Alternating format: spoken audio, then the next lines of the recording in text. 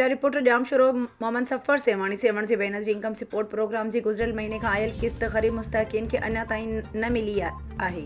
जॾहिं त जेको टोकन सिस्टम हिन किस्त में लागू कयो वियो हो उहो टोकन सिस्टम बिल्कुलु नाकाम नज़र अची रहियो आहे। उन टोकन सिस्टम जे करे केतिरी ग़रीब मुस्तहक़ीन औरतूं पंहिंजे बचनि खे उन किस्त जे आसिरे गुज़िरियल ईद बि न कराए सघियूं, जॾहिं त हिन कहर जड़ी गर्मी में सेंटर ते इंतज़ामिया तरफ़ां के बि बुनियादी सहूलतूं मुस्तहक़ीन औरतुनि खे न ॾेई रही,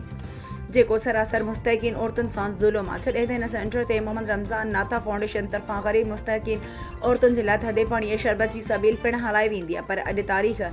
3/7/2024 ते सुबुह जो 8 बजे खां कुझु साफ़ी दोस्त पहुता उन्हनि ॾिठो त मोहम्मद रमज़ान नाथा फाउंडेशन जे तरफ़ां जेका पाणीअ शरबत जी सबील क़ाइमु थियल हूंदी आहे उते सवाइ ड्रम पाणीअ खां बग़ैर पियल नज़र आया, जॾहिं त सुबुह जो सवेर कहर जड़ी गर्मी हुअण करे मुस्तहक़ीन औरतूं थधो पाणी विकिरो कंदड़नि खां पैसनि ते ख़रीद करे रहियूं हुयूं। छा रुगो मोहम्मद रमज़ान नाथा फाउंडेशन ते इहा ज़िम्मेवारी अचे थी त उहा ज़िम्मेवारी बेनज़ीर इनकम सपोर्ट प्रोग्राम तालका सेवण जे इंचार्ज ऐं डिवाइस इंचार्ज ऐं सेवण तालका इंतज़ामिया खे आयद थिए थी।